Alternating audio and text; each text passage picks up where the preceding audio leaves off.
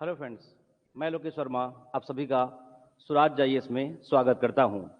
आज की वीडियो में पुनः हम छत्तीसगढ़ का भूगोल से संबंधित प्रश्नों पर हम चर्चा करने वाले हैं। अगर आप आगामी एडीओ, सीजीपीएससी या किसी भी व्यापम परीक्षा देना चाहते हैं तो आप इन तमाम प्रश्नों को आप हल कर सकते हैं। चलिए बढ़ते हैं हम प्रश्न क्रमांक आपका 1 की ओर। आपके सामने प्रश्न है, सूची 1 को सूची 2 से सुमेलित कीजिए। मतलब यहां पर आपको जोड़ा बनाना है और आपका एक तरफ है औद्योगिक विकास केंद्र और दूसरी तरफ क्या आपका संबंधित जो कि आपका जिला है। तो हमको ये देखना है कि कौन सा औद्योगिक विकास केंद्र किस जिला के अंतर्गत आता है। चलिए तो देखिए आगे आपका पहला है गंगापुर खुर्द, दूसरा आपका केसदा, तीसरा आपका हथकेरा और चौथा क्या बच्चा आपका तेंदुआ है। अब ये हमको मिलान करना है इनके साथ में। तो चलिए अगर देखें यहाँ बस ना, तो सबसे पहले यहाँ पास क्या रहेगा, गंगापुर खुर्द। तो ध्यान रखना बच्चे, जो गंगापुर खुर्द है वो सरगुजा जिला के अंतर्गत आपको ध्यान रखना है। एक क्या, गंगापुर खुर्द।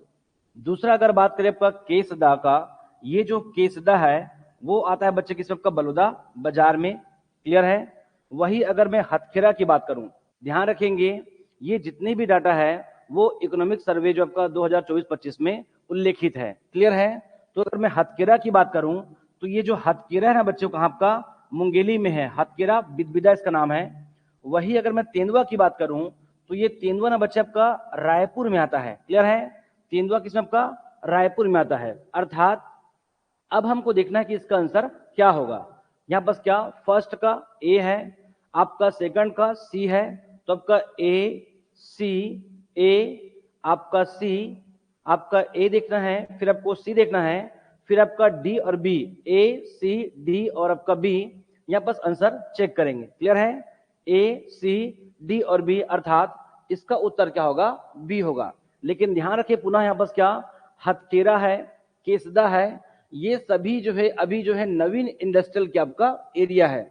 आगे बढ़ता हूं मैं प्रश्न क्रमांक आपका 2 की ओर। ये कितना बढ़िया प्रश्न है। भिलाई इस्पात संयंत्र, क्या बच्चे, भिलाई इस्पात संयंत्र की स्थापना हेतु भारत और यूएसएसआर के बीच समझौता किस तिथि को हुआ था।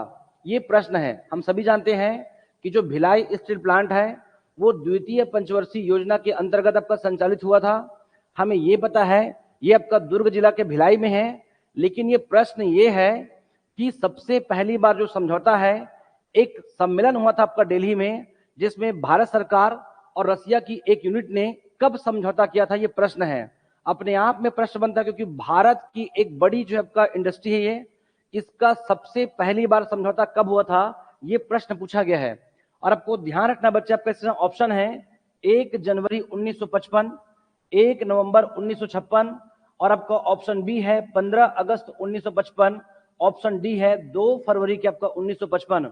तो ध्यान रखेंगे आपका भारत सरकार और रसिया के बीच जो आपका जो समझौता हुआ था वो दिल्ली में हुआ था और वो बच्चे आपका 2 फरवरी आपका 1955 हुआ था। इसीलिए आपका प्रश्न क्रमांक 2 का उत्तर क्या होगा, डी होगा।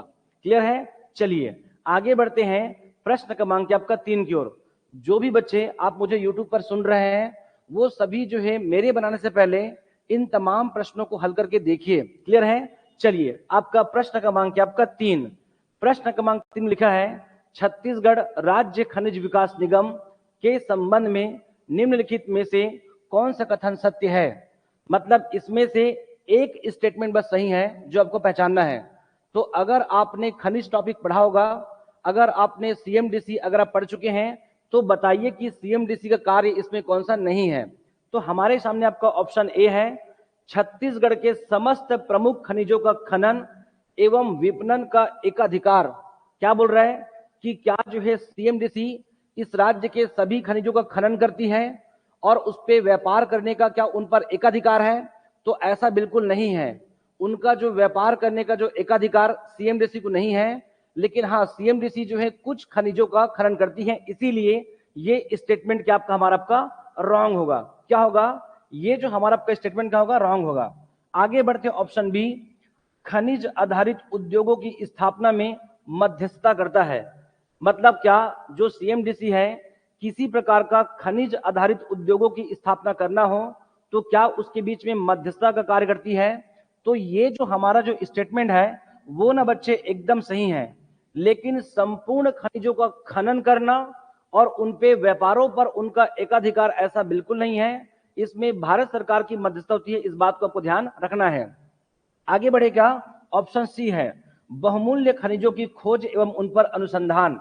तो आपको पता होगा क्योंकि ये सभी जो आपका जो पार्ट है वो संघ जो है सूची का हिस्सा है, तो ऑब्वियसली जो है सीएमडीसी को उन पर क्या करना, खोज करना और उन पर रिसर्च करने का अधिकार नहीं है।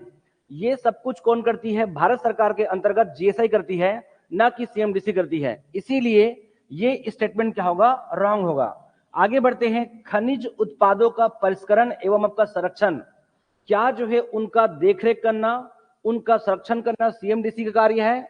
ऐसा भी बिल्कुल नहीं है। ये सभी जो है कार्य जो कौन करेगी, भारत सरकार करेगी। उसके अंतर्गत कई बातें हैं, जैसे कि हमारा क्या आपका एनएमडीसी है, जैसे कि हमारा आपका एससीसीएल है ना, ये सभी। इसके अलावा जो है निजी संस्थाओं को भी इस प्रकार का आपका अधिकार प्राप्त होता है। इसीलिए ये भी हमारा आपका स्टेटमेंट क्या होगा, रॉन्ग होगा।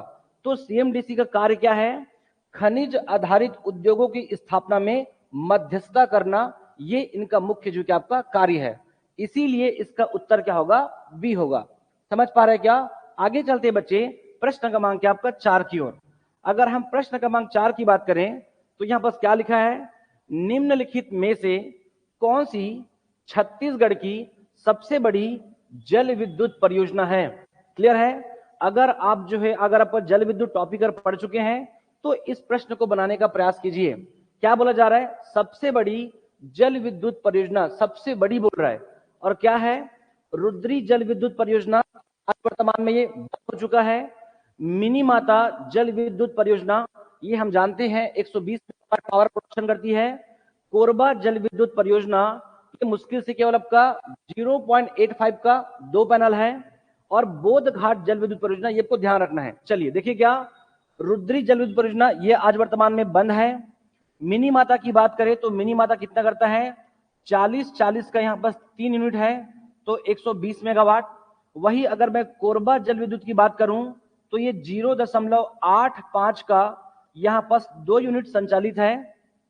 अगर मैं बोध घाट जल विद्युत परियोजना की बात करूं, ध्यान रखना ये छत्तीसगढ़ राज्य का, वापस सुनेंगे, ये छत्तीसगढ़ राज्य का सबसे बड़ा जल विद्युत परियोजना हो सकता था, लेकिन आज वर्तमान में संचालित नहीं है। इसका बात क्या है, तो यहां पर ना बच्चे 500 मेगावाट का यहां पर प्रस्तावित था।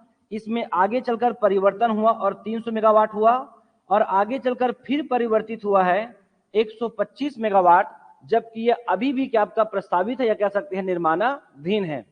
इसीलिए अभी भी इस राज्य की सबसे बड़ी जो जल विद्युत परियोजना है वो कौन है, आपका हसदेव बांगो या कह सकते हो मिनी माता जल विद्युत परियोजना है। तो प्रश्न क्रमांक 4 का उत्तर क्या होगा, बी होगा। क्लियर है? चलिए आगे बढ़ते हैं, प्रश्न क्रमांक क्या आपका 5।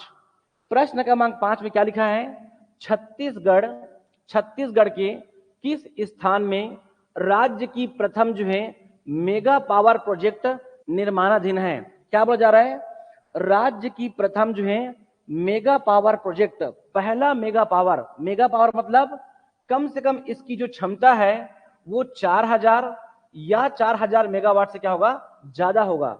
तो क्या राज्य में इस प्रकार की कोई इकाई स्थापित हुई है? तो हमको देखना है बच्चे यहाँ बस क्या बिलासपुर में है वो।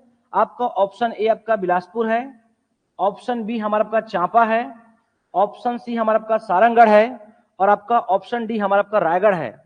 तो सबसे पहली बात आपका प्रथम मेगा पावर प्रोजेक्ट, तो ध्यान रखेंगे आपका एनटीपीसी, छत्तीसगढ़ राज्य में एनटीपीसी की तीसरी इकाई आपका स्थापित हो रही है। कहां बच्चे, आपका रायगढ़। आपका रायगढ़ का जो कि आपका लारा में, आपका रायगढ़ का लारा में, ये आपको ध्यान रखना है, पुसोर जो कि आपका तहसील में है। अब आपको समझना है कि एनटीपीसी थर्ड यहां पर कैसे आया। क्यों बच्चे, क्योंकि इसकी जो कैपेसिटी है वो सबसे पहले किया गया था आपका 4000 आपका मेगावाट, कितना, 4000 मेगावाट। बाद में इसमें परिवर्तन किया गया और किया गया 4800 मेगावाट, और 4800 मेगावाट के बाद वापस इसमें परिवर्तन हुआ है। और ध्यान रखेंगे पुनः ना बच्चे इसमें क्या है आपका 4000 क्या आपका मेगावाट, आपका 4000 मेगावाट, और ये कहलाता है क्या प्रथम जो क्या आपका मेगा पावर प्रोजेक्ट, इस राज्य का पहला जो है मेगा पावर क्या आपका प्रोजेक्ट होगा। लेकिन ये भी ध्यान रखना है कि अभी यहां पर कितना केवल 1600 मेगावाट का पावर प्रोडक्शन क्या आपका हो रहा है। कितना? 1600 मेगावाट का पावर प्रोडक्शन हो रहा है। आगे चलकर 2400 मेगावाट पावर प्रोडक्शन यहाँ पर हो सकता है। इसीलिए यहाँ पर क्या आपका ये निर्माणाधीन है, ये बनकर तैयार हो रही है। इसका जो उत्तर क्या होगा आपका, इसीलिए रायगढ़ का पुसौर जिला। क्लियर है आपको? ऐसा ध्यान, पुसौर जो कि आपका तहसील को ध्यान रखना है। क्लियर है? वापस चलते हैं कि आपका प्रश्न क्रमांक क्या आपका 6 की ओर। क्लियर है? चलिए आगे देखते हैं। गोदावरी सबरी नदियों का जल ग्रहण जो कि आपका क्षेत्र छत्तीसगढ़ के किस भौतिक विभाग में स्थित है? क्या बोला जा रहा है कि गोदावरी सबरी नदियों का जल ग्रहण क्षेत्र ये किस आपका भौगोलिक आपका क्षेत्र में के अंतर्गत आता है? ये प्रश्न है। मतलब ये प्रश्न बहुत इजी है, केवल आपको गोदावरी और सबरी का प्रवाह पता होगा तो भी इस प्रश्न को आप कर सकते हैं। ये बहुत ही आसान प्रश्न है। हमें क्लियर पता है गोदावरी जो है बीजापुर के आसपास बहती है और जो सबरी है बस्तर और सुकमा दोनों में प्रवाहित होती है। तो इसका उत्तर ऑब्वियसली क्या होगा? बस्तर क्षेत्र होगा। और बस्तर क्षेत्र को हम कहते हैं बच्चे दंडकारण्य। तो इसका उत्तर बहुत आसान था, तो आप इसे समझ जाएंगे। क्या इसका उत्तर क्या होगा बच्चे? आपका दंडकारण्य। आगे बढ़ता हूं मैं प्रश्न क्रमांक आपका 7 की ओर। क्लियर है? चलिए, अगर आप ना बच्चे एडीओ, सीजीपीएससी या छत्तीसगढ़ राज्य का कोई भी अगर आप सरकारी एग्जाम की तैयारी करना चाहते हैं तो ये तमाम प्रश्न आपको बहुत ही क्या करेगा? वो सहयोग करेगा। चलिए आगे बढ़ते हैं। प्रश्न क्रमांक 7, प्राप्त अभिलेखों तथा ताम्र पत्रों में सोंढूर नदी का नाम किस नाम से उल्लेखित है? ये बहुत बढ़िया प्रश्न है, इसे वापस पढ़िए। प्राप्त अभिलेखों तथा ताम्र पत्रों में सोंढूर नदी का नाम किस नाम से उल्लेखित है? हम सभी जानते हैं ये जो रतनपुर है गरियाबंद क्षेत्र में बहुत बड़ी मात्रा में अभिलेख और ताम्रपत्र हमको प्राप्त हुआ है। पूछा जा रहा है कि इसमें सोंढूर नदी को किस नाम से पुकारा गया है। तो चलिए देखते हैं आपका किस नाम से पुकारा गया है। ऑप्शन ए है, क्या आपको हस्ती सोमा कहा बोला गया है? ऑप्शन ए है, क्या उसे हस्ती सोमा बोला गया है? क्या उसे उत्प्लावती बोला गया है? ऑप्शन सी, उसे क्या पलासनी बोला गया है? ऑप्शन डी, क्या उसे सुदामा बोला गया है?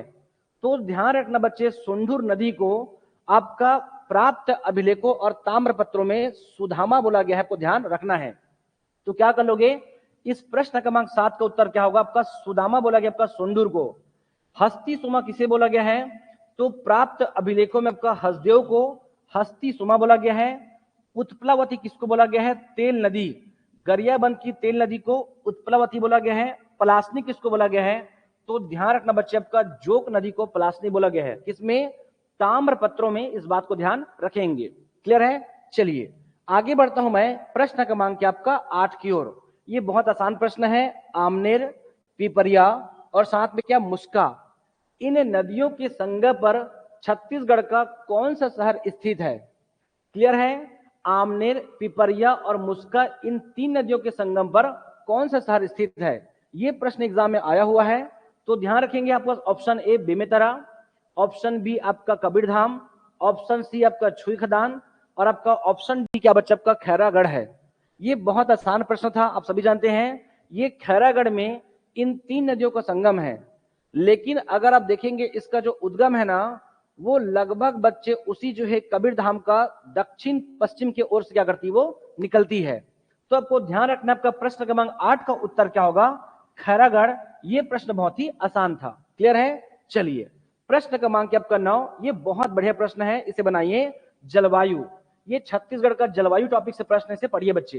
क्लियर है? और मेरे बनाने के पूर्व आप भी इसे बनाने का प्रयास कीजिएगा। क्लियर है? चलिए क्या लिखा है कि निम्नलिखित कथनों के आधार पर सही विकल्प का चयन कीजिए। और सही विकल्प में क्या था? कथन 1 और कथन 2।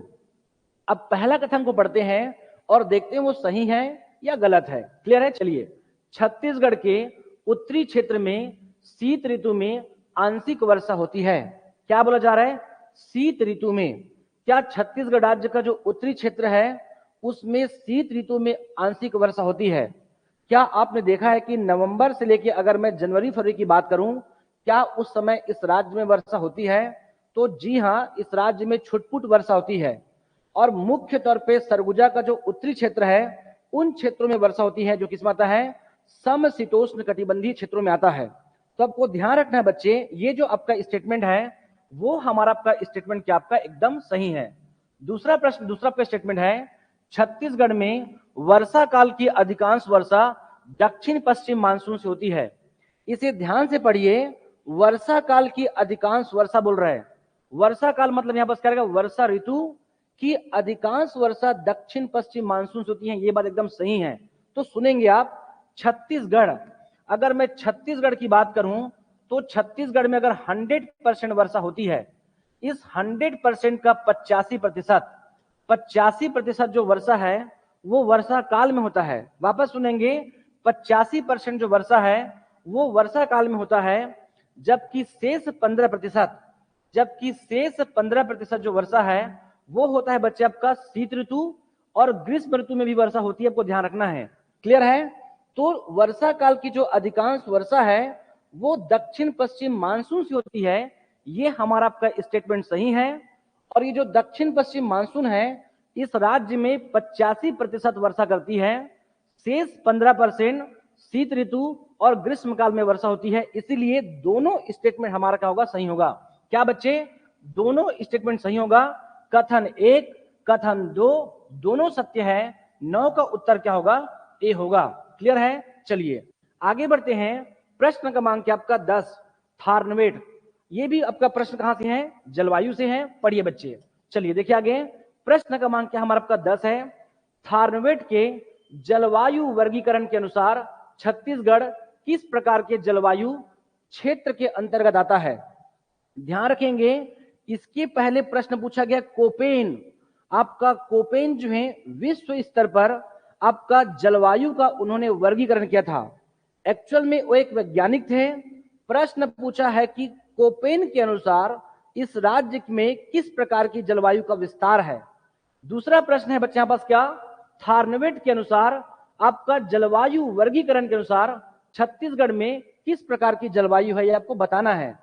और आपके सामने ऑप्शन है, ए शुष्क उप आर्द्र जलवायु, ऑप्शन बी उष्णकटिबंधीय जलवायु, ऑप्शन सी उपोष्णकटिबंधीय जलवायु, ऑप्शन डी उष्णकटिबंधीय आर्द्र जलवायु। अब आपको बताना है कि थार्नवेट क्या था।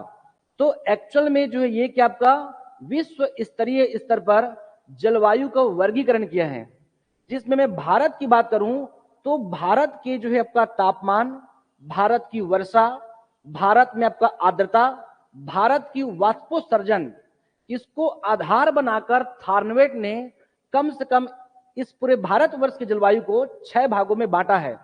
6 भागों में क्या आपका वर्गीकृत किया गया है। अब इसमें प्रश्न बनता है कि छत्तीसगढ़ किस क्षेत्र के अंतर्गत आता है।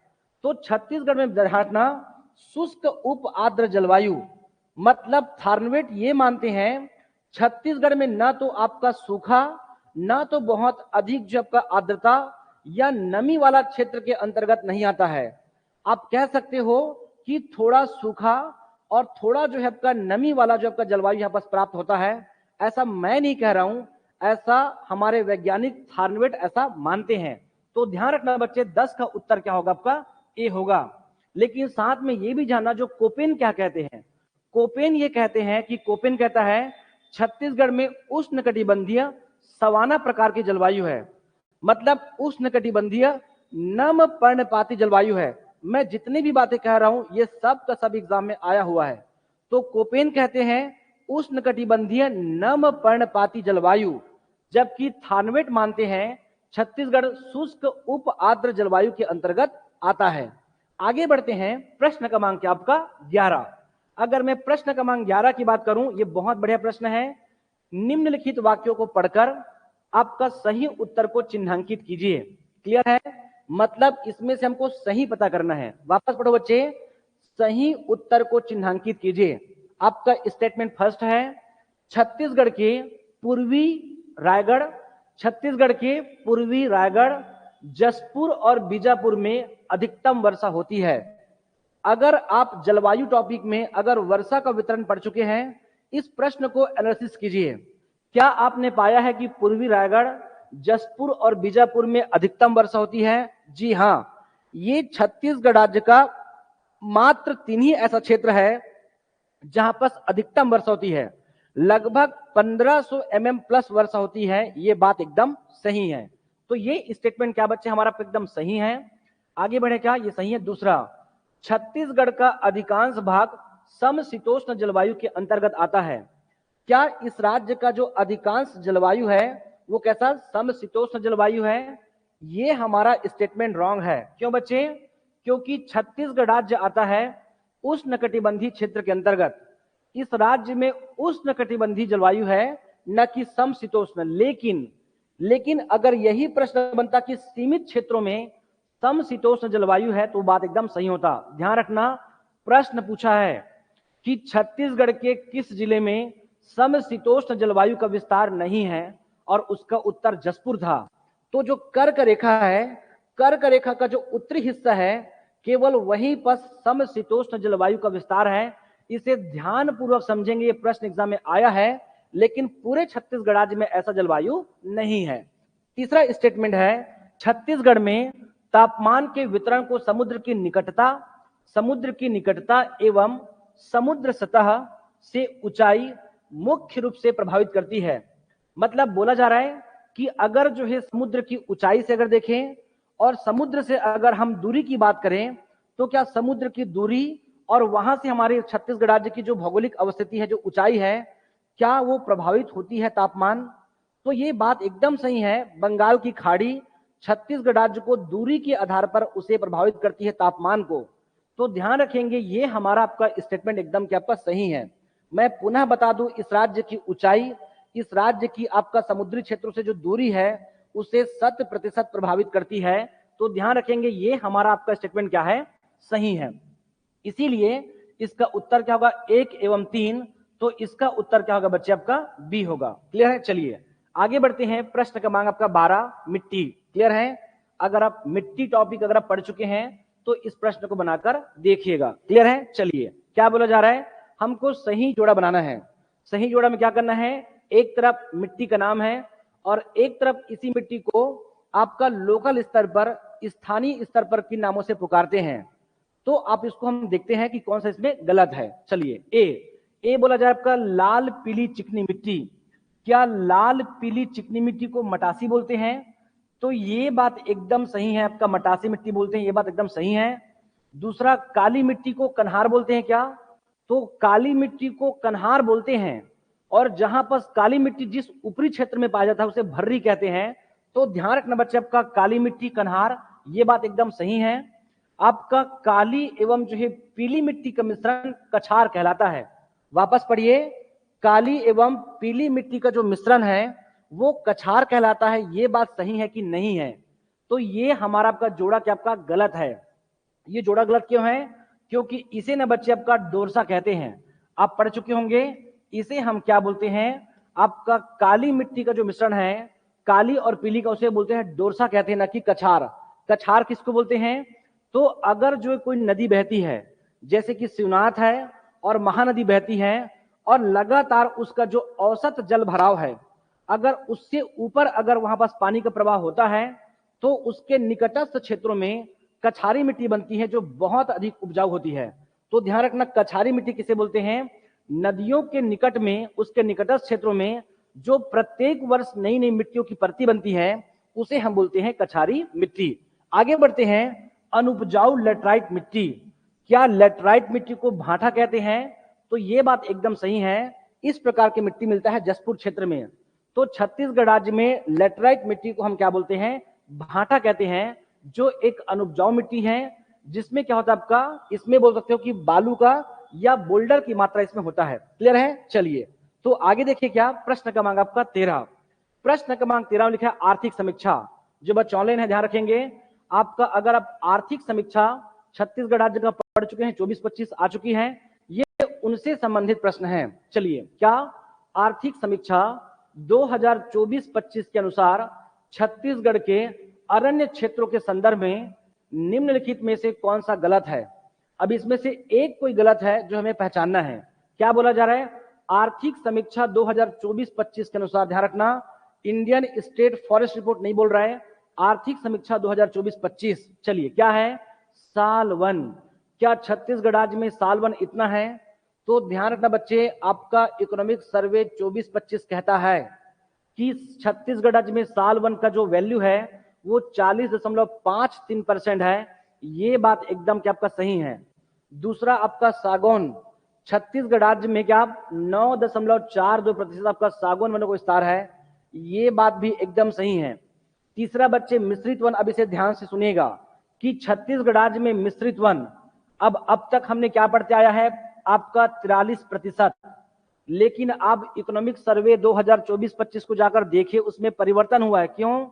क्योंकि जो बांस है उस को वन से बाहर रख दिया गया है, इसीलिए जो मिश्रित वन का डाटा इस बार बढ़ा है। तो ध्यान रखना, छत्तीसगढ़ राज्य में मिश्रित वन कितना है, 50.05%। इसकी वैल्यू इतनी हो चुकी है। और प्रश्न क्या है, कौन सा गलत है? कौन सा गलत है? ये भी सही है, ये भी सही है, ये भी सही है। ये तीनों डाटा को याद कर लीजिए, और इनमें से कोई नहीं, तो इनमें से कोई गलत नहीं है, इसीलिए इसका उत्तर क्या होगा, डी होगा। आगे बढ़ते हैं, प्रश्न क्रमांक आपका 14। अब यहां पर ध्यानपूर्वक पढ़िए। इंडियन स्टेट फॉरेस्ट रिपोर्ट 2023 के अनुसार प्रदेश का वन क्षेत्रफल कितना है? क्लियर है? अगर आप जो आपका इंडियन स्टेट फॉरेस्ट रिपोर्ट, जो आपका जो द्विवार्षिक रिपोर्ट है, जो 18वीं रिपोर्ट है, अगर आप उसे पढ़ चुके हैं तो बताइए छत्तीसगढ़ राज्य में वन क्षेत्रफल कितना है? आपके सामने ऑप्शन है 59,816 वर्ग किलोमीटर, बी आपका 59,772 वर्ग किलोमीटर, सी आपका 59,702 वर्ग किलोमीटर, ऑप्शन डी बच्चे आपका 57,972 वर्ग किलोमीटर। इसे ध्यान पूर्वक देखिए। वन क्षेत्रफल अर्थात आपका रिकॉर्डेड फॉरेस्ट एरिया की अगर हम बात करें तो ध्यान रखना बच्चे, छत्तीसगढ़ राज्य में कितना, आपका ऑप्शन ए 59,816 है, जो इस राज्य के कुल क्षेत्रफल का 44.25% है। मतलब इस राज्य के 44.25% में हमारी राज्य सरकार की वन विभाग मानती है केवल वन है। कितना? 44.25%। इसीलिए इसका उत्तर क्या होगा, 59,816। लेकिन हमारा जो सर्वे है, हमारा जो 2024-25 का जो सर्वे है, वो ये कहती है 59,820 वर्ग किलोमीटर आपका इसका विस्तार है, और ये भी छत्तीसगढ़ राज्य का 44.25% है। आपको ध्यान रखना है। हमारा इकोनॉमिक सर्वे क्या कहता है, 59,820 है, जबकि ये सर्वे कहता है 59,000 आपका 816 है। क्लियर है? चलिए आगे बढ़ते हैं। प्रश्न क्रमांक 15, ये आज का अंतिम प्रश्न है। क्लियर है? चलिए बच्चे देखते हैं, प्रश्न बढ़ते हैं। भारतीय मानक समय रेखा IST प्रदेश के किन जिलों से गुजरती है?